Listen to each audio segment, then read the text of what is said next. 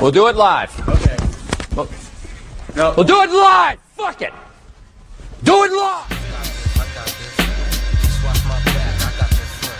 Check it out now.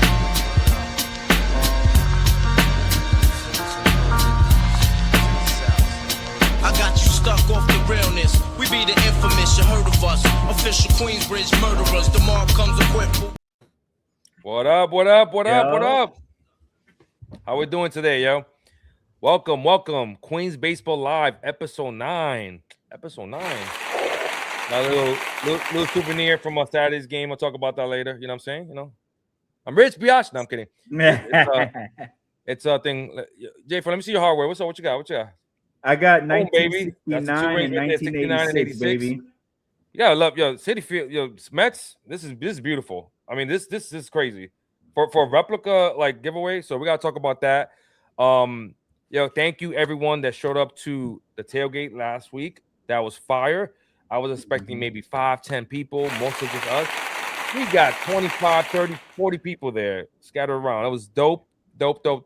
Shout out to you, Enrique was right for the grill. We didn't have no gas. We didn't have a wire to the gas. He figured it out. We ate. It was fire. So it was fire. We also have some highlights. You know how we like to show some highlights of the Mets. We got some highlights of the tailgate. So Rick, whenever you're ready, baby, what's up? Yeah, let's do it. It was so much fun, man. It was so much fun. What we got here? All right, obviously follow the account. Yeah. A little smoke. All right. Who's that? Yeah. So many people pulled up. Patty. So many people show love. And some of the pics we took with the crew. This was earlier at the tailgate, but man, like I said, so much love, dope vibes. Obviously, the Mets gave us a W, so that's key. But let me keep scrolling. Here and keep showing some of these vids, man. Chorro que me la dan, Polchiguete, DJ Chulo. Siempre te llamo de madrugada porque quería decirte que me encanta todo. Yo! Hey, he on PTO. That guy right there is on PTO right now. Oh yeah, we got to talk about that shit. I forgot about that. That man that y'all saw right there is on PTO. Oh, hold on, let me see this part. Yeah, I forgot about that in the beginning. There you go.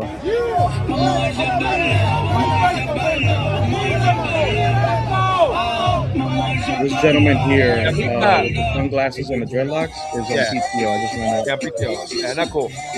I just want to reiterate that for everyone watching. Yeah. Is that another unscheduled PTO? Unscheduled. We have a scheduled PTO. I think I might have shown this one, but yeah, man, it was. We got D-Mac. So yes, I think I showed this one. This was obviously at the game, but yeah, man, it was. Let me put the boys back on screen here. It was just a good time, man. I can't say it enough. Time, Shout out to everybody that came, showed love. Like Rube said, I'll let you tell the story about the grill. I wish Enrique was here, but let's just say we got a DoorDash to City Field. We were able to get what we needed and we made it happen. So that's all that matters. Yeah, it was the craziest thing when you could DoorDash a connection it's how you say in English, una manguera, bro. Unbelievable. Damn. Pause. Now I'm Jesus Christ. The fact that you can even order pieces for a damn grill, a hose, there we go, a hose, and get that shit DoorDash. Enrique, you're the best for that shit. Before the guys yell at me, please please subscribe, send this shit to your group chats. When I tell you like support, that shit is free for one, and no shame on support, man. You know what I'm saying? Hopefully, right, Rube, we might have some more tailgates planned, man. Maybe it's not as big as the one we just did, but definitely trying to connect with the community. We got the Discord out, which reach out to us on the Queens Baseball Twitter handle. We'll send you out a link. Pull up. We be in there watching games, all that. But yeah, man, we're gonna try to do this a couple more times throughout the season, and we'll obviously let y'all know here. But definitely follow us, check us out, and we'll keep y'all posted on that. And I think we could say it now, Ricky. The next date is planned for the Subway Series. So I think it's the best time to do it. First of all, it's next month. You know what I'm saying? It's probably going to be super warm. The second game on a Saturday, May 16th, 7:15. So we're going to probably be there like 3 o'clock until they let us in. So the official tailgate will probably start around 4. That's the one we got to be super early. There's no giveaway. We would love to do it in 2 weeks or a smaller one in 2 weeks, but you got the Soto bobblehead giveaway, and that's going to be huge. So yeah, shout out to the Mets for again, these giveaways are really cool. I know we haven't won in 40 years, but damn, that shit is dope. So it's a nice reminder of our history. Speaking about not winning in 40 years, it's funny how that's a conversation. Yet the Braves got 2 rings. The Phillies got 2 rings, and they've been around for like 200 years, by the way. The Mets got 2 rings. The Marlins got 1 ring. No, 2 rings, right? My bad. They got 2 rings, yeah. And the Nats have 1 ring. Just saying, man. So anyway, so hopefully, yes, if you do your replica rings too, you're gonna get the same thing. So nobody got more than nobody else. Anyway, so we got to talk about Around the MLB. Is one of my favorite segments because we're trying to get not just Met fans, but all the fans. I'm not ready to call them the Pope's Yankees yet, but damn, didn't Pope tell you the Yankees are gonna be good? 5-1, best pitching so far in the league, very timely hitting. I don't want to hear about schedule because they actually beat the Pope's Mariners. So you know what I'm saying. So they did the thing. You know what I'm saying. First series, not so much because wherever the competition wasn't great. But the Mariners are going to be a good team, and they handled them pretty well. The pitching was phenomenal. I know Giancarlo Stanton, crazy hot start. I know Judge hasn't hit yet, but that's going to come, right? I think so. I mean, a couple of guys are struggling. The Marlins, I don't know. That's what I want to ask you guys because everybody thinks that the Yankees are going to be good. I think they're going to have the best record in the AL. Quote that shit. Send it back to me. Troll me later. But what about the Marlins, guy? Jay, I don't know you want to go first. The Marlins, I don't know. Is this team it's going to like what are the Marlins? So to me, I think the Marlins are pretenders. I know they're 5-1, but they faced the Rockies and then they faced the White Sox. I don't think that those 2 teams are going to be anything this year. So you can take it with a grain of salt. However, I do want to talk about Sandy Alcantara. He has been, again, it's been the White Sox and the Rockies, but he's been dominant. And he looks like the Sandy Alcantara from 2023 when he won the Cy Young. Yeah, 23. Yeah. Okay. Yeah. So, he looks like he's back to that form. So, I don't think they're gonna be, the 5-1. I'm not gonna, clown them or anything like that because of who they face. But it's good for them to see that. I mean, we did all kind of feel like they were gonna take a step forward. So they're just taking advantage of being the bad teams, unlike the New York Mets. I think I'm gonna go the opposite, man. I really like what they're doing. I don't know if they are gonna make the playoffs per se, but I like what they have. I mean, obviously you touched on Sandy. I mean, we saw this team last year. I think they started 44-51 in the during the first half of 2025, and then after the All-Star break, they were 35-32. Down the stretch, and obviously they knocked us out the playoffs. So I liked a lot of their young players. Obviously, you got Xavier Edwards. You got obviously Sandy, some of the pitchers, Kyle Stowers, who's hurt, but when he comes back, he's a talented player. This team is scrappy, and they I don't know if they started the trend with the bench kind of calling pitches for the catcher and stuff like that. That whole thing, and there was an article that the Mets are trying to do that too.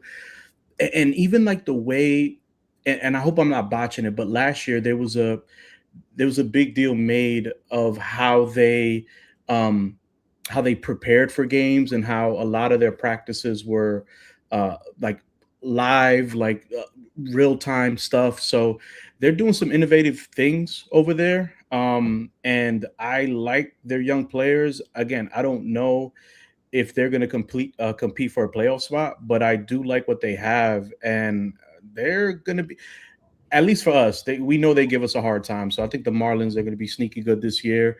They've been playing well since the middle of last year. So, I mean, we'll see if they can keep it up. They have played some bad teams, but I like them. I really do. Yeah, from what I've seen from them, I mean, they're a scrappy young team. They play a lot of small ball. They show some power here and there, but they seem to be hitting the baseball at a consistent rate. This team they really haven't moved anybody. They've kind of ran the same team back.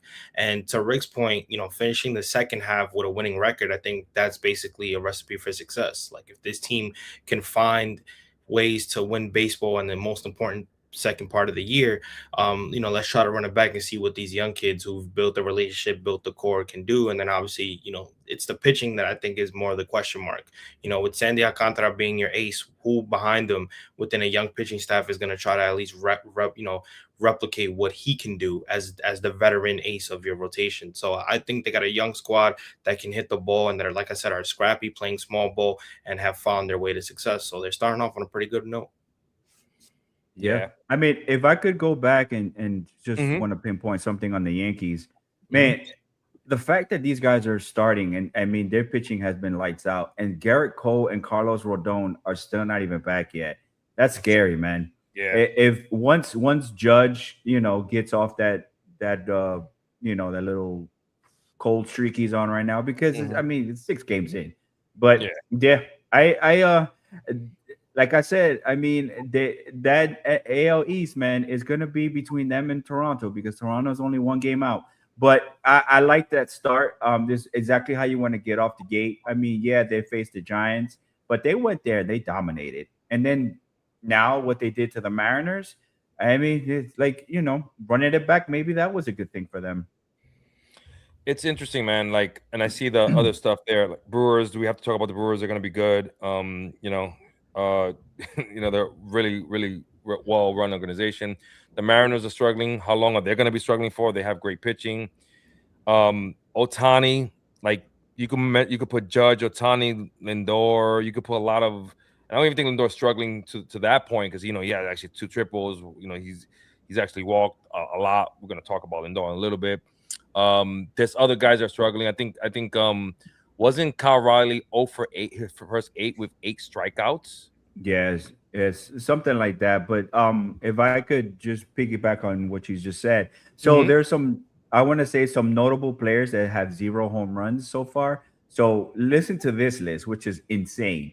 You got Ohtani, Kyle Riley, Julio Rodriguez, Bobby Witt Jr., Vladdy, Kyle Tucker, Ronald Acuna, Matt Olson, Nick Kurtz, Junior Caminero, Fernando Tatis, and Rafael Devers. Could you imagine that 1 through 9? I mean, obviously it's fantasy, but like, I feel like a lot of fans like us overreact. But listen, it's a long season, man. It's 162 games, 6 months. I know we're 3-3, so it is what it is. But I mean, the Brewers, to me, man, I wish the Mets can be like that. Well, hopefully we could eventually be that, right? Because I mean, we got the guy who started the whole Brewers, run here, man. Like, David Stearns, man. I feel like David Stearns has 2 teams right now, the Mets and the Brewers. Like, what I'm saying? So he's competing with himself when it comes to talent, and he beat his own team 2 years ago. So I thought that was interesting. But the Brewers were amazing last year, and they made it to the NLCS, right? Got stomped by the Dodgers, but you're right. If it wasn't Juan Soto's home run, Juan Soto would have been in that list, and a bunch of other guys. That would have been almost the entire Dominican lineup, man. Like, what I'm saying, like, and not including like the other guys, right? So it's interesting, man. It's early. So 6 games in, that is, I did the math. I hope the math is correct. That is 3% of the whole season. That's it, guys. 3% of the season, 162 games. Doesn't mean stuff is great. You know what I'm saying? So that's something we got to talk about. So before we do that, though, we want to give you a little bit of the because, we showed you the dope ass tailgate, and then we had so much fun. The Mets also gave us a great fucking game 1, by the way. Most of us were there. You know what I'm saying? So that shit was amazing. So let's go with some highlights and some stuff about the first game. before they ended up winning the series. But game one, definitely was something amazing. Again, Paul Skeens, to me, superstar for sure.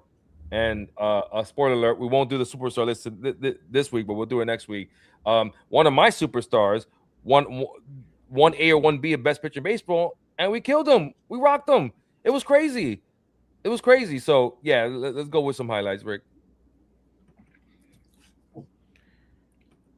So this is what I'm keeping the volume down. I don't know if there's any copyright stuff, so you feel free to. Yeah. So I this mean, is the intro. Again, we were walking to our seats when this happened, because. All right, so we got. Yeah, we were pretty lit in the parking lot, man. Not gonna lie, we heard the lineups from the parking lot, but I was getting to my seat right when Freddie, and that was right there. I mean, Ben, I thought he made. This is the weird ass home run here. Yeah, we're talking about, like, man, give Benj a couple of more weeks, he would have probably gotten that. TT would have gotten that. Honestly, I think Soto would have gotten that last year, like. So he I think this is so dope. By the way, the little steel mill hat. I think that shit is fire. Yeah, that's funny. Bro, this and listen, I know there's been talk about Lindor's speed. I thought he was like, I was surprised how close that play was. I know O'Neal Cruz has a gun, but yeah, I was like, wow, that was close. But this is good to see. Shit, right? I believe so. Yeah, and this was good to see. Yeah, right? that was Bosch. They scored 2 at the top of the first, and you come right back and answer. And obviously, I mean, what we did to Paul Skeens. This is my favorite at bat. Or is that Polanco? Okay, Polanco walked, but no, that was Robert. That was Robert. Oh, that was Robert. So this one, we obviously that was just the highlights. That was a 10 to 12 pitch at bat. That was fantastic. Here's the play right here. This was amazing. Look, O'Neal Cruz. I've been saying this for a couple of years. I like his bat. That boy has to be a corner outfielder or DH. You know what I'm saying? But by the way, Beatty smoked that ball. I changed my profile picture. Now this is just a horrific play right here, right? This is the play. Yeah. I mean, this is just thank you very much. Thank you very much. Like, I'll take that. Yeah. And he went to second. That's another shit. So I don't know. Did we score? No, that was 5-0, and then that's it, right? And then they took him out. Oh, took him out after. They took him after Alvy. And let me say, we talked about this in the spaces earlier this week. Citi Field was rocking when Paul Skeens got called out. When he was coming out the game, I can't tell you, like, I've heard it. I can't say it was as loud as I've ever heard it, but for that specific reason, opening day, it was buzzing. And Pope, I know you felt the same way. It was the loudest I've heard Citi Field since the playoffs, when Lindor hit the home run against the Phillies, 2024, NLDS. Like, it was rocking, bro. It was rocking. This was killing us all fucking series. And look, that was legit home run. The way I saw it, that's a lot of runs, Freddie. But the first 2 was couple there, here and there. That was good play by obviously Luis Robert. And let me see. Then he gets a hit. Yeah, man. Look, this was like the Luis Robert, like, coming out. With these plays already, we already won. We were talking about with the guys, during the game. We already won that fucking trade just with this game alone. We didn't know game 2 was gonna happen. So hello. Look, yeah, man. Pirates are feisty, man. Hey, very feisty. Wild card. That was my wild card 3 team last week. We talked about it. I like their lineup, and then they obviously called the kid up too today. So that was nice to see. I can't wait to see him, debut and play. But no, they're a scrappy team for sure. Yeah, Connor, and they fucking gave him $140 million too. So was that 9 years? Throw him to 2028. Yeah, until he's 28. Sorry. Yeah, and Freddie, he buckled down. So it was 4 runs. Yeah. So look, man, just fantastic game. So, we obviously, when we do tailgates, it will be great if they win, of course, but they didn't do that. They dominated.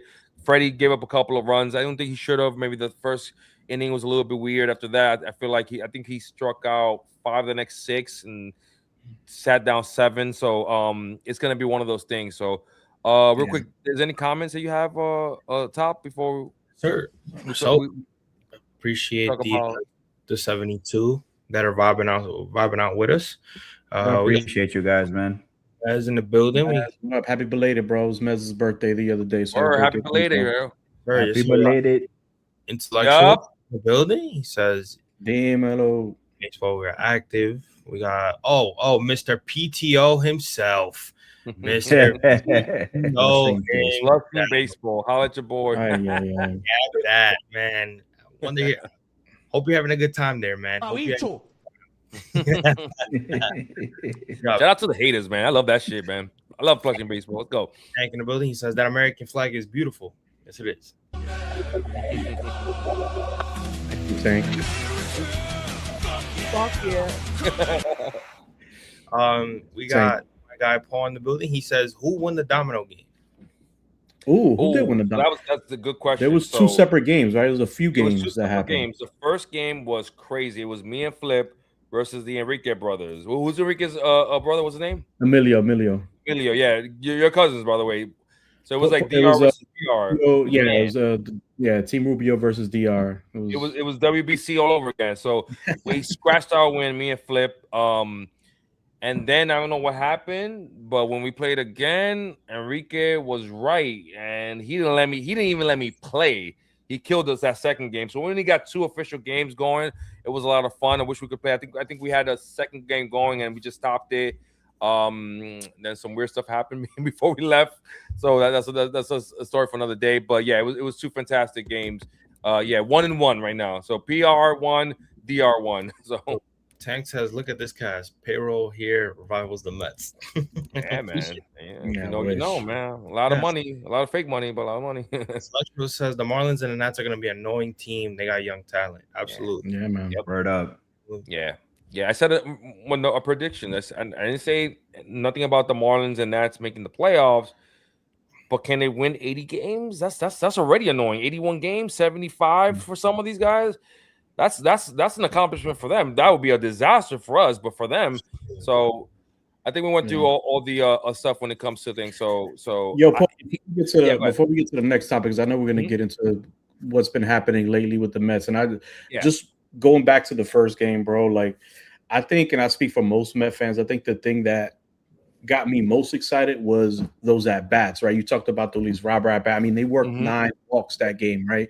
They made the Pirates throw damn near 2. What was the stat? Like over almost, I think it was over 150 pitches. Over 150 pitches for sure. I think it was 200. Damn near 200. Yeah, it was close to 200, maybe a little bit over. But you had Lindor walking 3 times. You had like you talked about Robert in that at bat. Soto walked. The bench had 2 walks. So watching that game, and they've been walking, at a decent clip like the last few games, and I know we'll get into it.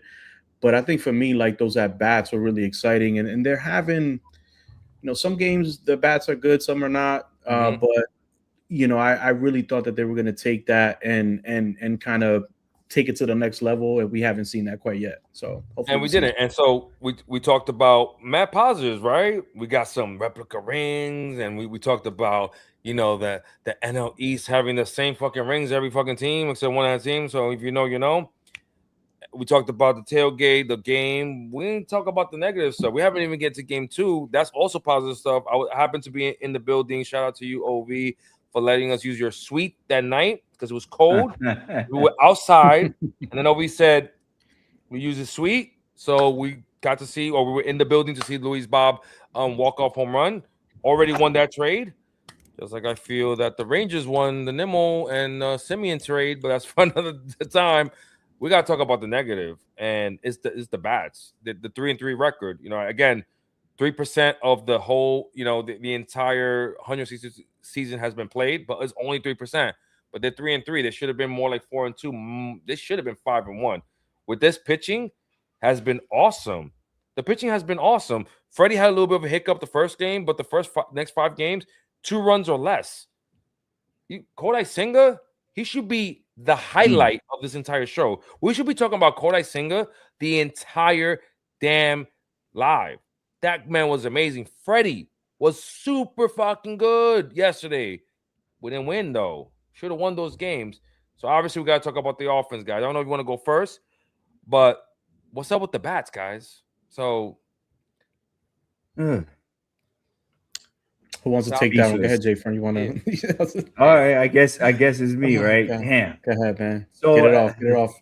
the bats. Oh man. So my thing is though one positive I'll take away from this is that Lindor did say in the beginning of spring training and in the season that he wanted to be more patient at the plate. He wanted to strike out less and things of that nature. Well, he's doing that because he leads the team in walks. He has 7 walks. So he's actually taking the approach that he talked about.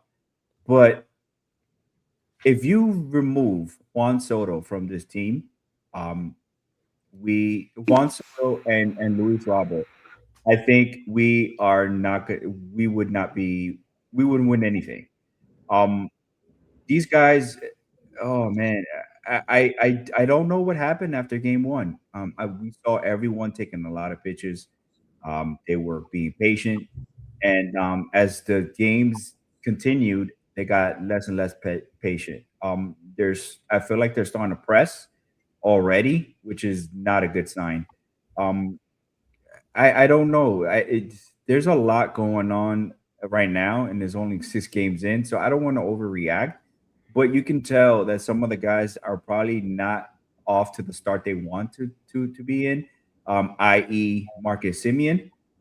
So I don't know, man. What do you guys think? Do you think it's already time to start putting him down in the lineup? Yeah. I mean, I think you check him out in this series. It's already been 3 series. You give him this this series and see what he does in these 4 games. Let this 7-game road trip be his. If this 4 games against the San Francisco Giants, where he doesn't really go in, you're in a situation where now you can use that homestand where we come back as a starter point to move him down. And it is pretty frustrating because he is a veteran. This is a guy that is a former World Series champion. Is a guy who's captain of his respected teams, and to see him kind of struggle like this, you kind of got to feel for the guy. But again, you got to make precautions to find the rhythm early within this offense. And if he is not in the rhythm, you got to move him to in a lower spot where he can kind of adjust and get that rhythm back before you move him back in that lineup. So I would use this 4-game series against the San Francisco Giants to see where he's at. If he's still struggling by the end of this series, then I think it's time you make that adjustment. You move him down.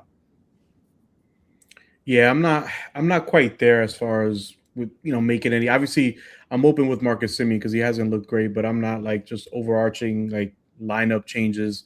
I think it's still too early right now, but I mean, this offense hasn't been good.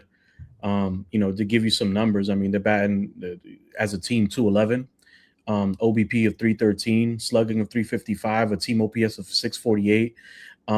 They've scored 12 runs in the last 5 games. That's what an average of 2.4 runs a game.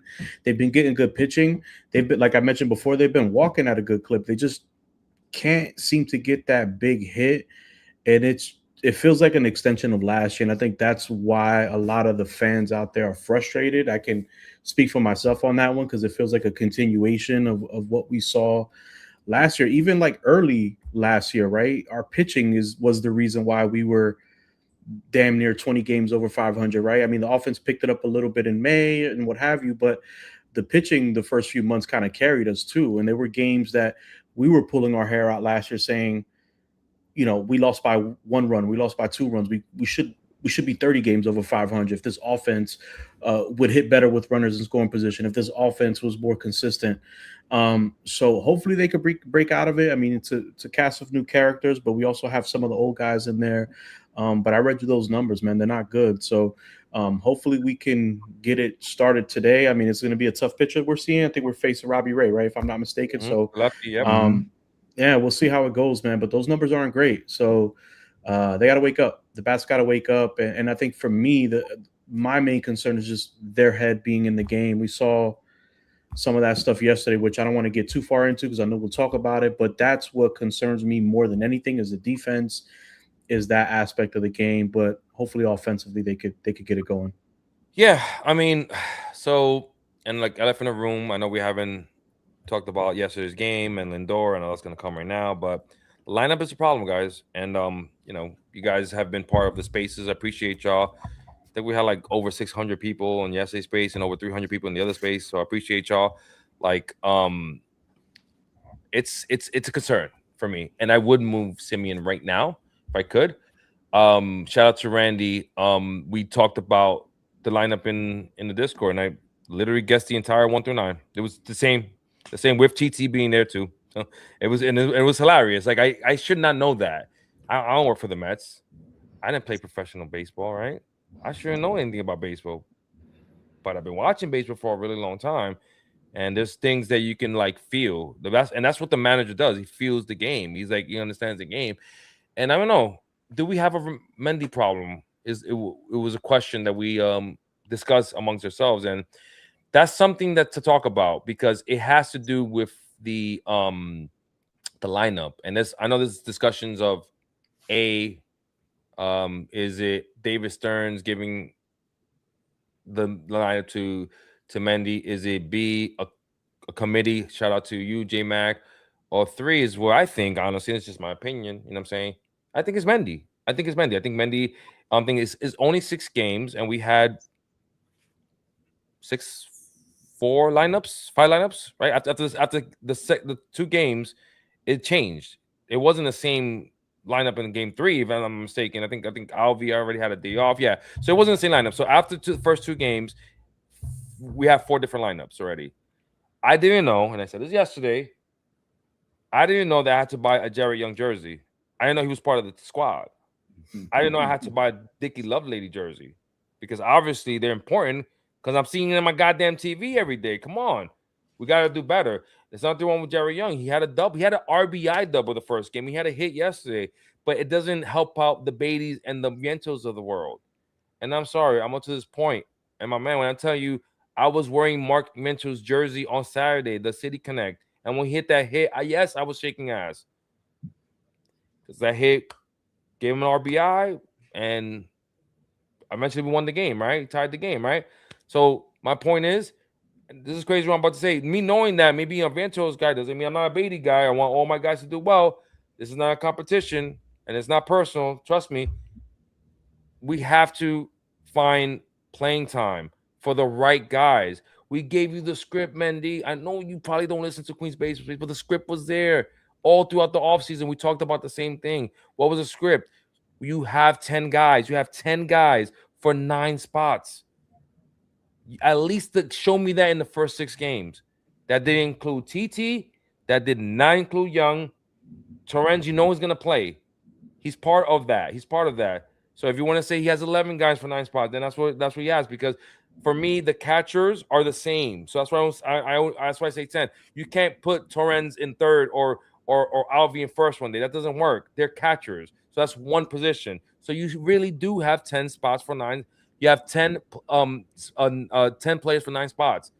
But what happened? Why is Young there? Why does TT need back-to-back starts? And what is this about starting, like, for example, on Mark Vientos and then pinch hitting for him? You know what I'm saying? Okay, you did good. Maybe Carson Bench needed a day off, but then you pinch hit for TT. And then once you bring in, and this is a lineup and also a managerial decision, you have TT there, right? At right field. Okay.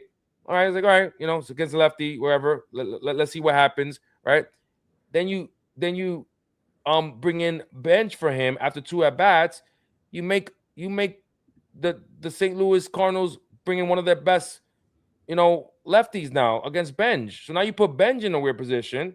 Okay, So that was you already lost that battle. Everybody in their mom knew that they were going to bring in a better pitcher or a lefty to get the lefty, right? And then what happens in the 9th inning at the end? In the 10th because it went to extra, right? What happened? Bench couldn't get that ball. TT would have gotten that, and Bench should have gotten that ball. I'm sorry, I'm one of those. Bench should have gotten that ball, but TT could have got that, and that goes back not to just managerial decisions to the lineup. Stick to a freaking lineup, bro. At least for one game. If you're gonna stick to 1 to 9, you're gonna stick to 1 to 9. And the Beatty I saw the craziest stat yesterday. Francisco Alvarez has 0 pinch hits in his career. Yep. 0 for 20 something. It didn't work the first 25 times. If you start Turan, and again, so shit that gets me upset. Like you and I know this was 2 days ago, but Alvi was sat down when he should have been sat down the next day, and he gets sat down in the night game.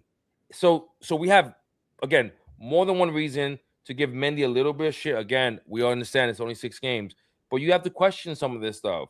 It's too many different lineups. The pitching, you know what I'm saying, he's bailing you out. You know what I'm saying? And the truth is, it gets a little scary when you start having these conversations about what I'm about to say. If it wasn't for a couple of timely hitting and some errors, we would lose that first game. We would have been 2-4 because of the hitting. I don't know. Or are we more of the team that should have been 5-1 or 4-2? So that's where I'm at, guys. You know what I mean? I'm a little bit confused about the hitting. And the question was, do I move Simeon in the lineup? Bro, I would have sat him. I'm sorry. And he's starting today, by the way. I would have sat him for at least one game. So I don't know, Jay. I know I said a lot, so my bad about my rant. Nah, bro, you good, man. Look, I forgot who said it in the space. But it's starting. The more, like I said, the more I thought about it, and the more I kept thinking about it. Mendy, they need to take away the toys. Mendy, I feel like he is.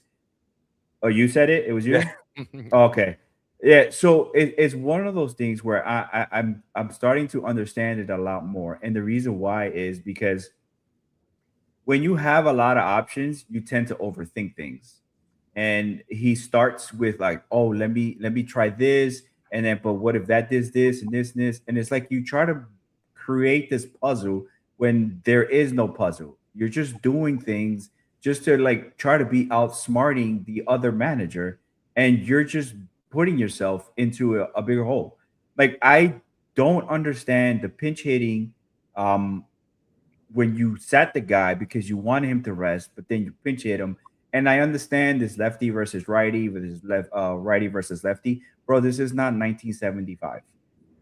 That no longer works, man. You brought up Benj because you wanted him to play, and you're sitting him against lefties.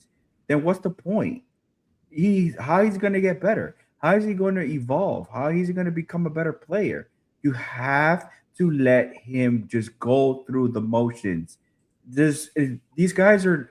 We have one of the youngest teams. Why are we sitting people down after game 3? I don't understand it. I understand the Alvi because he's a catcher, and you want him to be off his legs for at least a day, maybe 2 throughout the week. But I'm other than that, everybody else should be sitting.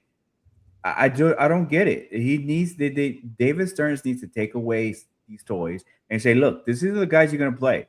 Jared Young, why are you playing? I can't stand you. Like Dickie Lovelady, why is he pitching? Bro, it's 4 games into the season, and he's already pitched 3 of them. I don't understand. Why are we doing this? Yeah, it's one of those things. Like, right, and I know we got to get to other stuff, but it's interesting because it's 6 games. And look, I know what some of you are thinking out there. I appreciate y'all for obviously for supporting us. I think Tavi said it was over 100 people, so that's fire. I know the game is about to start at 9:45, so please keep subbing, keep liking, share it.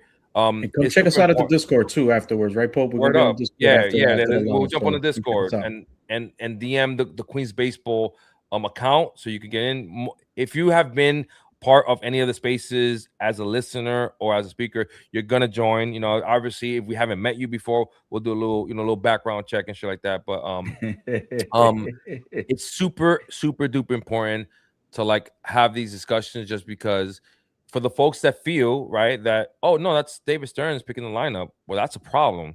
You better hope it's not David Stearns picking up that lineup, because so then what's the point of Mendy being there? For one, what's the point of Mendy being there? But you're gonna have problems with this every year because that boy ain't going nowhere. First of all, he had an awesome offseason. You already saw what the kids that he developed and the kids that he's drafted. I know he didn't draft all these kids, but he has to get credit for developing them. So all the like the minor league nerds that said that in the offseason, you guys are right. I actually do agree with you when it comes to that. If there's a committee situation, I don't believe that either. Mendy's the boss. Like there's two people that run this team: David Stearns, Carlos Mendoza. There's one that owns the team who's their boss of everybody, but he's the CEO. He's not in baseball operations. He shines the checks, and he's definitely making sure he's making the right decision for the future. But you know what I'm saying? Top, you got a comment there? Yes, says Mendy is a Yankee protege. Oh, wow. He overanalyzes decision making from front office and analytics department to be a good quote unquote team player, which is why his job will always be safe, like Boone is. The issue he has zero feel for the game. Shout out to Victor. You heard. Any more comments before? Just want to make sure we got everybody. I think Flip just chimed in. Flip just said no shot. Mendy has full autonomy. Hell yeah, Flip. And shout out to you, Flip. That was a crazy domino game last week. So you better make it to the Subway Series tailgate, May 16th. So this is where we at, guys. And look, this is not us panicking. This is just us having a discussion. That's all we're doing. Mm-hmm. We have 4 games in San Francisco. We need to go 3-1. We can't split. I don't want to. I feel weird. Yeah, we split and we 5-5 after. Nah, I want to be over 500. Give me over 500. So yeah. So is there a Mendy problem? So that's what I'm gonna ask Top and Rick. Is there a Mendy problem? What do you guys think about the lineup? So I know you guys didn't get to talk about the lineup. So I don't know if you want to do lineup first and tell me if there's a Mendy problem. So I mean, the lineup to me is not that bad. I mean, again, you get your regular 5 guys that's in there. There's not really much that you could go based off besides. I would say maybe you might have. I mean, again, you have your Mark Vientos in there, which is good. Mark Vientos is getting more playing time. I mean, Alvarez and then Tyrone Taylor's getting an opportunity there. So I don't really see nothing wrong with it at all. Again, in terms of the Mendy problem, it's too hard to tell for me right now. In terms, I would say give it a month evaluation. See how he's learning from his mistakes, what adjustments he's making as a manager. But there are notable things that he was doing last year that he seems to kind of continue this year. Mismanaging the bullpen, game time decisions in terms of who he needs to take out. And when I say that, for example, before the second game against St. Louis, where Mark Vientos started, we were all saying Jared Young should not be taking at bats from Mark Vientos, right? For everything that David Stearns has said about Brett Baty and Mark Vientos, there's no way that you talk about how they're going to get plenty playing time, and then Jared Young just swoops in and takes some of that opportunity. You finally give Mark Vientos that opportunity, and after 2 at-bats, he's out the game. That, to me, you're taking away his confidence. You're taking away his relationship with the kid. This kid can't trust you as a manager if you give him that opportunity and then you take it away from him. So stuff like that, where you need to have full potential in your young kid, and instead of doing that, you put yourself in a worse situation. Again, just having a feel for the game and reading the game very well. I think that's something that he struggled with last year, that he seems to be struggling starting this year. And I think that's something that he needs to work on. But just being able to have a feel for the game, being able to trust the young players when you need to, and just making better decisions with the bullpen. I understand that these are arms. These are arms that you don't want to overuse. But again, you just started the season. You need to be aggressive with your bullpen. You cannot tiptoe and try to worry about what's going to happen tomorrow when you need to win a game today. And again, part of it, some of it is not his fault. because some of it he has to go to some of these guys early, because again, some of your starting pitching can't go 6 innings because your offense isn't hitting. If your offense was hitting more and scoring more, then it would help, it would relax your starters to go longer. So some of it is not on him, but when he is in that position where he can use the bullpen at a good time and really manage it easily, he doesn't do it, and then he starts overusing guys. So he needs to be better with his decisions, and that's why he has his coaches in that bullpen to kind of ease him in and tell him what he can and can't do. So do we have a Mendy problem? What do you think? Not, I wouldn't say right now. I don't think it's early, right? But like I said, if you give it a month, see where we are in a month, and if it gets worse, then because everything trickles down as you go. Hell yeah, Ricky, what you got, bro? I am a Mendy supporter coming into 2026, but I have to be fair and I have to call it like I see it. I like the guy, I like the person, but I have some questions. And you guys, I don't want to rehash everything that you guys said. Go ahead, please. I do agree with a lot of it. I think part of the reason, yes, he has some toys that he gets to play with. Not great toys, but they're there. But he also has players that are somewhat injury prone, right? Some of the players that we brought in are injury prone, so you're going to have to mix it up. And I know that he had a couple hits the last few games, but I don't want to see Jerry Young. Okay, if Polanco is dealing with something, let him DH. You split the first base playing time between Mark Vientos and Brett Baty, with Brett Baty sprinkled in at right. Mm-hmm. If you're going to give Marcus Semien a blow, he's your versatile guy. Brett Baty's going to be in the lineup 5 out of the 7 games that you play. If damn near 6, and he'll pinch hit in some of those games too. We have to see what we got with one of these guys, right? And I think Baty's going to get the runway to show it. Vientos hasn't earned it. He didn't earn it the way he played last year, although he had good moments. Obviously, what he did in spring training wasn't great. 300. I'm just saying. Yeah, I mean, he's been now. He's highest up. Is it still highest up team or? Yeah, I think so. we were trolling on Discord when the pitcher would throw over to Mark Vientos. We were saying how beautiful he catches the ball, and we're just every little thing he does, because I think people think they mix.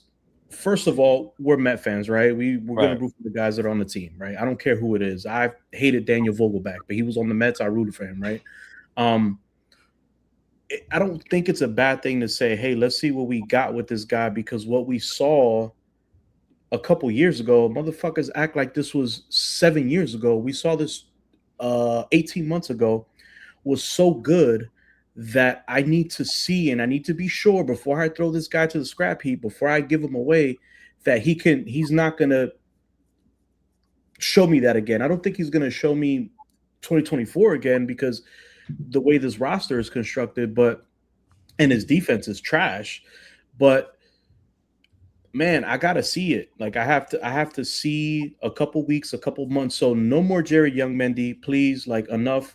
Split the first base playing time between Baty and Vientos, depending on the matchups, but depending on what you want to see. And you sprinkle in Polanco there, and this is if he's truly dealing with this Achilles situation. So, and the Dickie Lovelady stuff, I go back to what he said last year about punting games, and that's when I started kind of raising my eyebrow a little bit. Obviously, we didn't finish the season off well, so that's a big hit to my belief in him. But man, just you get the information, I know these guys are getting so much information from the analytics and from Stearns and from everybody, but Mendy makes the lineup, right? And so you have 2 guys specifically, Mark Vientos and Baty, that you need to see. Again, Baty's going to get his at-bats because he has his pathway, right? He's versatile. He plays good defense. He's going to play. But you got a guy that you need to see, if not raise his value so you can possibly trade him, because I think that was a discussion, and we can have it last night in the spaces, is that one of these guys are going to have to go more than likely. You know what I'm saying? And who is going to be that guy? So forget Jerry Young. Yes, he hit the ball hard. Yes, he, had a couple hits the other day, but you need to see what you have in these two guys. So Jerry Young's playing time at first base, give it to Brett Beatty. Sprinkle in Mark Vientos. Obviously, you're going to play Polanco if he's, not. Is Polanco playing first today, or is he DHing today? DHing. He is DHing. And Actually, Vientos- Ricky, now that you said that, I have an update for you. So Carlos Perfect. Mendoza said Polanco is close to returning to first base. I might be needing that DH spot in the upcoming days for some of the other guys. Interesting. That's why I'm taking advantage of an extra day here for DH. So he's close to ready to play first again. Okay, so then listen, we've all said he's going to have to earn it. If he's going to play first base and he's feeling better, then hopefully we don't see Jerry Young. I don't want to see him DHing. Like listen, late in games, we're down by a run. We need a power bat to maybe get us, hit us a home run, a bomb. I'm cool, but I don't need to see starts, and I don't need to see back-to-back starts with that individual specifically. No hate on him, but Rick, Yeah. scares me because like Mendy is such a player guy. Like you could have literally a utility guy that's not even supposed to touch the field, and Mendy's gonna start him because you've been sitting on the bench for a while. The only person he didn't do it to that we were actually screaming to actually give him opportunity was Ronnie. But because he's saying that comment, I do have a feeling that he's gonna alternate that DH spot, and Jared Young is gonna see playing time. That's gonna scare me. Because he's gonna look at Jared Young as, you can hit the ball at times, and you're a lefty, so you need an opportunity. Instead of putting his foot down and saying, "Yo, you're up here to keep the bench warm. I need Vientos or Brett Facts, Beatty." bro. No, Polanco at Mhm. times, when Polanco doesn't need to play first base, those three right there should automatically be on the list for DH. Whoever he wants. Jerry Young should not even interfere with that. But because Mendy caters to these players, it's like he gives that opportunity anyways. And that's the issue with Mendy as well. Yep. And it's tough, man. Let's be real, because we watch. Be all real, the games. son. Be real. Let me be real, son. Let me be real. And I was the one who mentioned that on the space yesterday, and I didn't get to my point. Now that I think about it, I was wearing the Mark Vientos jersey on Saturday, and I was shaking ass. But if there's a move to be had, it is Mark Vientos, and it has nothing to do with Mark Vientos. It has everything to do with the manager or the organization making a decision. Like, let me give the man 2 starts, or let me give him 1 start, and you're gonna get 2 at bats. You better go 2 for 2 with 8 RBI. And 2 bombs, it better be 2 grand slams, or you better look like Gold Glove. And that doesn't work like that. You got to give our folks reps. And Jerry Young is not the future. Mark Vientos might still be part of that future. If he's not going to be that, hashtag flip, you were right, you might have to trade the guy. And that's it. Mhm. And I'm not saying that. I'm saying that after the 6 games. And I know it's like, oh my God, it's only 3%. But it's like, I'm just looking at a trend here. We have enough. And again, they haven't scored. We have enough offense to score. If you look at the back of the baseball cards, it might be a decision to be made. And does that make sure that like Young gets more back? No. Do you bring up a Ronnie? I don't know. Like, I don't know what you do there. Ronnie had shout out to Mez. I think he said he had 3 hits today. He was batting before today. He was batting a buck and change minus a home run that he had last week or in the second game. So. Or actually 2 days ago, and it was right-handed, because I know Randy was shaking ass about that shit. Or Pablo, whoops, not supposed to say that. If you know, you know. We might have an appearance of one of those 2 gentlemen soon, hopefully. But I want to talk about I want to change segment real quick, because I need to bring this up before I forget. Because I had a friend of mine. Shout out to you, Christian. He is a big sports fan. Now, baseball might not be his favorite sport, but he respects the game. He goes to games with us. He's gone to a lot of games with me. He's gone to Yankees. He's a Yankee fan, but he's not like one of those obnoxious Yankee fans. Like, I gotta be careful when I say he's a Yankee fan, but he's one of the good ones. He's one of us. And I want to talk a little bit about Francisco Lindor. So, first thing is, okay, Francisco Lindor is a walking Hall of Famer. That's the first thing I'm going to say. I'm going to throw you some numbers, all right? This is a fucking shortstop. He's been in the league 12 years, right? He has 279 home runs. He has 856 RBI. He has 216 stolen bases. I'm going to give you just projected numbers where he gets, if he just has regular like years, like 25, 35, 30, 30, which I know he could do at least a couple of times. This man is on pace for 450 to 500 home runs, 1,500 RBI, at least, and I'm looking at the stolen bases, 450, maybe 500 stolen bases if he keeps this up. We're looking at RBIs. I think I mentioned this before, 1,500. This dude's a walking Hall of Famer. He won 2 Gold Gloves. One of them was a Platinum Glove. He could have won another 5. Francisco Lindor is a hell of a freaking player. WAR alone, it's like ridiculous. Right now, OPS of 817 career-wise. He's going to be in the top offensive numbers in almost all of shortstop stats. That's a guy that you have to respect. Great family. So fuck you, Craig Carton. You just lost a fan today, brother. Like I really was with the whole spiel, with the jokes, and you being a fake Yankee fan since 2009. I followed you. You know, I supported you when you had the gambling issues and you went to jail, my brother. When you came back, I was the first one.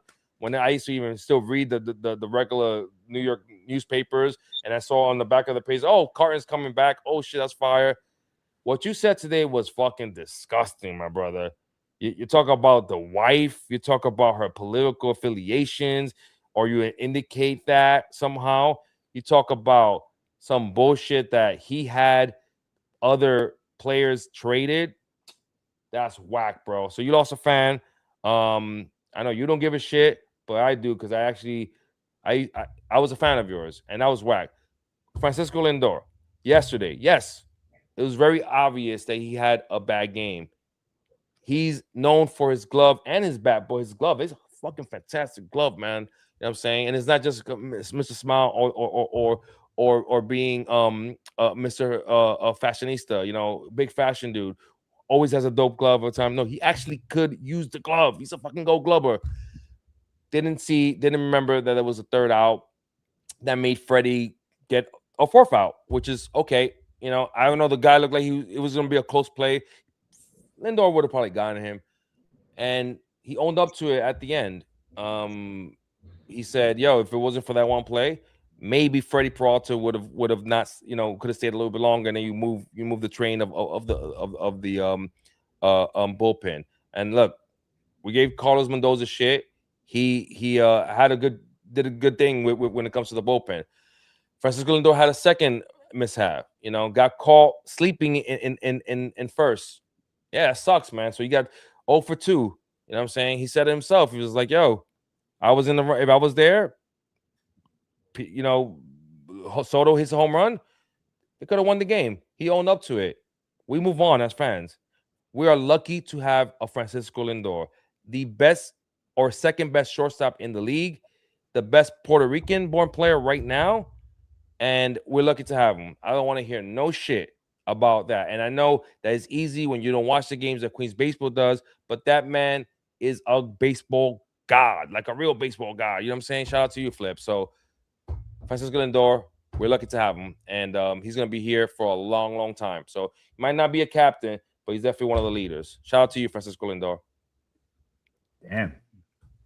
Yeah, he's been. I mean, no, thank you for saying. And I'm gonna be 100% honest. I didn't even listen to the Craig Carton thing. I refused to hit click. I already knew what it was. I didn't want to listen to it. I saw enough of the slander on the timeline. And listen, I think we're fair, right? We criticize all players, right? We've criticized Lindor. We've criticized Pete when he was here. We've criticized everyone on this team when it's deserved, right? And like you said, Pope, he had a bad game yesterday. He's off to a slow start. I mean, he's got 2 triples already. I think he had 1 all of last year, right? So he's already exceeded that. He didn't have anything last year. It was the year before. Did he? I thought I saw he had 1. Okay, it was the year before. So yeah, you know, I just listen, man. I think coming off what happened last year, the clubhouse issues, No one knows, and I just hear a lot of speculation, a lot of bullshit that is unproven, right? And so you can you can say this or you can say that. I saw Mike Francesa had come out with something that was debunked. I thought I saw an article. Maybe I could pull it up on Twitter here in a bit after I give my take, but um, it's bullshit. We will criticize him when it's deserving. He made two boneheaded plays yesterday. We were watching the game on Discord. We were very, um, very critical of him at that moment because it you got to remember the game before that we had the Luis Robert misplay at center. We had the next play him overthrowing the cutoff man, which led to 2 runs, and I think that was a single start. And then you go and you expect the guy that's your leader, right? And is the guy that's always in the game. His head is always in the game, and he has a gaff like that. So I hope everything's okay with him, honestly, on a personal level. The baseball player, you read the numbers, Rube. I mean, like you said, he's going to be a walking Hall of Famer. If he struggles, we will criticize him. When he does Absolutely. good, we're going to praise him. But we're not going to. I feel like this guy has a couple bad games, and like these Met fans, like your true colors come out with this guy. But you were shaking ass in 2024 when he was carrying this team on his back. Look at his career. He's been a good Met. He's been a great Met, and his number is going to be retired, whether you like it or not. So it's disgusting. I didn't listen to the Carton video. I don't want to listen to it. He lost me a long time ago, so I'm good on that. But to the Met fans, man, be better, man. It was 6 games into this. If he's struggling and has a bad year, we will criticize him. You bet your ass we will criticize him, but we will do so fairly. So that's all I got on that.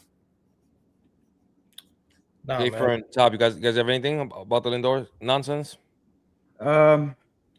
Listen, man, it's every year there's always something, Oh, he doesn't get along with this guy, with McNeil. Oh, this happened with Soto, and it's just I've came to a realization that Met fans can't handle superstar players.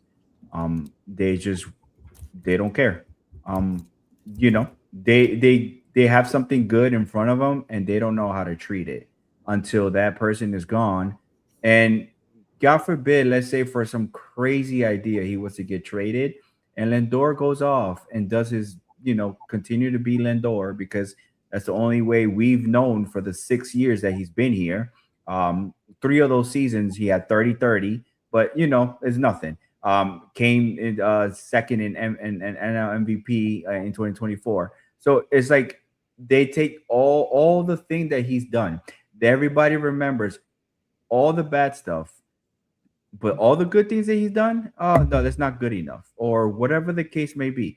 I'm tired of it. I'm tired of people just not liking him for whatever reason is it. I just don't understand what's the problem. And it has nothing for me. It's like he's never been in the news for anything. The man is a family man. And it's just maybe they just don't like how he is in the field. I don't even want to say he's flashy. I don't know. I don't think his attitude sucks because he's there every day answering those questions from the New York media every single night. And he literally takes all those questions and never once you can tell that Lindor is not quote unquote the face of this team. But hey, to each its own. When he retires and that number goes up in the banner, up in the Raptors, I know for me and a lot of the Met fans are going to be cheering him on. But listen, they didn't like Lindor from the moment he did that stupid thumbs down thing. After that, no matter what he does, the man can win a World Series ring with the Mets. He can even be the World Series MVP. They're still not gonna like him. It's one of those things that is just gonna happen, and that's okay. Yep. I don't care. Lindor is here. He's gonna do what he's gonna do. He's probably gonna have another 30-30 season, maybe a couple more, and he's gonna retire as a Met, and he's gonna go down as one of probably, if not the best shortstop, the second best shortstop. So it is what it is, man. I don't care what Craig Carton said. He can go to hell. Yeah. And look, for those that love, advanced stats, let's talk about WAR. Last year, 6 WAR. The year before that, 6.8. Before that, 6.1. Before that, 5.4. Before that, slow year, 21-3. Not gonna even count 2020. Before that, Cleveland 5, 7.3, 5.7, 5.2, 4.1. Mind you, 4.1, that was his first year, and I don't even think he had he had 390 at bats. So he didn't even have a full season. He had a 4 WAR. The hell? Talking about a walking Hall of Famer. Is anybody perfect? No, of course not. Would we like, me personally, not the other 3 guys here and all of Queens baseball? Me personally, do I want him to handle some stuff when it comes to other players a little bit more how to say this, more attention, because this whole Juan Soto shit, whatever, I see it too. All I know is about body language. When I watch the games, they look fine. Do they look like they're best friends? No. And again, I know you've heard this before. Are you best friend with a lot of your colleagues? Be real, son. No, you're not.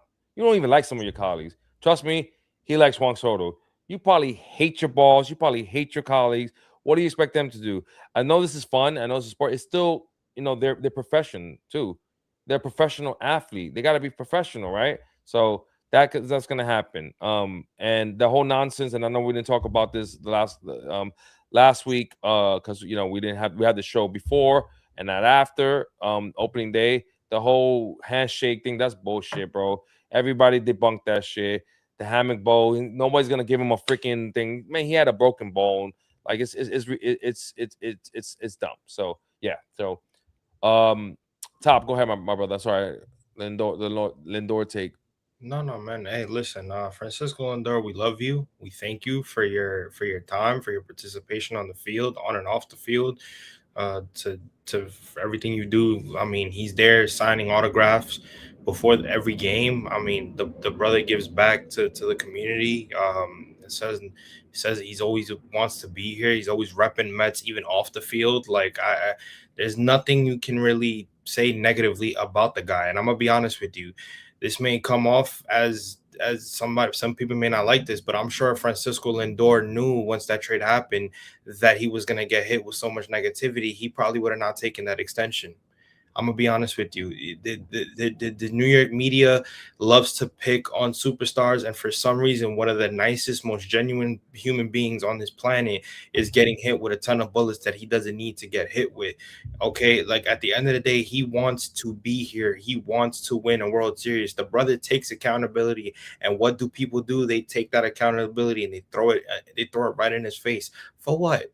For what? Again, he takes accountability. He's out there every day. He's one of the most durable guys on the field. He's hyping up his players. He's talking to his players. You see him having conversations with Carlos Mendoza. This guy is a team guy. He's been a team guy since he stepped on the MLB field in 2014. He has been that guy since day one. There should be no reason why this guy has done so much more than anybody else in his organization, and yet people find a way to throw him under the bus. No reason at all. He has a beautiful family. I've actually been blessed enough to have a conversation with his wife in the Mets team store. She is nothing but a beautiful soul. Yes, she comes out there and she says things publicly about, politics. Cool. Are we in here for the politic game? Or are we in here for the baseball game? We're in here for the baseball game. You have a difference in opinion. It's a difference in opinion. It should not go into what you feel about his performance on the field. Us four right here with the other people in Queens baseball, we love Lindor, but you can hold them accountable without making it personal. When you go on a radio station and it's your job to give an opinion and you want to make it personal, you shouldn't even be on camera on a radio station. You shouldn't even be liable to talk about that, because it's not about you hold him accountable for his game. That's why he's here. He's here for a game. He's not here to make stuff personal with other people. So Francisco Lindor doesn't clap back. Francisco Lindor doesn't go to the media and say what he really wants to say. You know why? Because he's not that type of guy, and he doesn't need to be. The guy shows up, he plays on the field, and he does what he needs to do. And at the end of the day, if you don't like it, don't watch. don't support. That's literally the message that should be sent to the entire Mets community. If you don't like him, don't support. But at the end of the day, this guy does everything he needs to do to put the fucking jersey on every single night. And yes, he's gonna make mistakes, but at the end of the day, he shows up and he shows out. And if you, like I said, if you don't like it, don't watch. But Francisco Lindor, bro, listen, we hold you accountable, but we love you and we support you. We just want you to win just as much as everybody else on this damn team. But you shouldn't be turning on him because he made a mistake. But like I said, at the end of the day, it's been going on since he's been here, and I'm sure if he knew that was the case, he would have never signed the extension. He signed it for a reason. So that's all. Top good take, bro. More stats. You ready for this? This is the last 4 full seasons, minus 2021, where he only played 125 games. This is the last 4 seasons. 161, 160, 152, where he had a bad back and was second in MVP. Let's not forget about that. Last year, 160, already has played 6 out of 6 games. More stats? Sure. Why not? All-Star last year, MVP top 10, MVP this is the year before, top 2. Ohtani won that last year. That's when he carried the team. Silver Slugger, MVP top 9. Silver Slugger, MVP top 9 in 2022. Now his Cleveland years, All-Star, MVP top 15, Gold Glove, All-Star, and mind you, we haven't even talked about the Gold Gloves he was robbed with. At least 2 out of the last 5 years that he was robbed as a Met. We'll see what happens this year. All-Star, MVP top 5, Silver Slugger, All-Star, MVP top 9, a Gold Glove, by the way, his second full year, Rookie of the Year, top 2. I mean, my God, and he's just gonna keep adding to that. And me and Jay Fern, and shout out to you, J Mac, had the pleasure to meet the man. The only player who said, "Who are those? Let me go say what's up." He should not be doing that. That was our best player at that time. So, do we have a guest coming up with us? Something pop up, but I don't know. All right. Oh, who's this guest right here? Is that Pablo? Respect that man. What? All right. That's not the other. That's Pablo's brother. That's you know who. I appreciate y'all. I know we went a little bit of rant about Lindor. It's just getting ridiculous. If you want this man out of the Mets, you should probably select another team because he will be here for the next 6 years. I cannot wait until next year starts because next year is the year that he has played more for the Mets. Next year, he's gonna wear that Hall of Fame hat for the Mets hat. So that's all I got. Discord, right? In a couple of minutes because we're gonna watch all the games here at Queens Baseball. Shout out to Ricky. Everyone that's down for the Discord, please DM the Queens Baseball account. Obviously, follow the account. We're gonna follow you right back. We got some comments here. So Stan, I'm not gonna read the whole thing, but Steve Cohen, I get Carton fired, and Cohen has the kind of power. I don't know if he does that. Trust me, this might be over yet. I don't know. And again, Stan, I don't know if he was serious. Doesn't matter. Met fans are taking it serious. Hot take from Stan: Lindor will be here. Carton may not be here. He might be done. You're right about that. So that's 100%. Stan, I appreciate you. You always got good comments. Appreciate you, Is that all the comments? Yeah, I think we got all of them. Yeah, I think we're good. Shout out to everyone in the chat. Like Pope said, come over to Discord. We're gonna be hanging out. So definitely come by and yeah, man, can't wait to. Thanks all for watching next week. Yeah, appreciate y'all. All right, see you next week. All right. Shout out to Swaggy V. Let's go. Yes, sir. Vientos Hive, stand up. Vientos FC. Let's do it.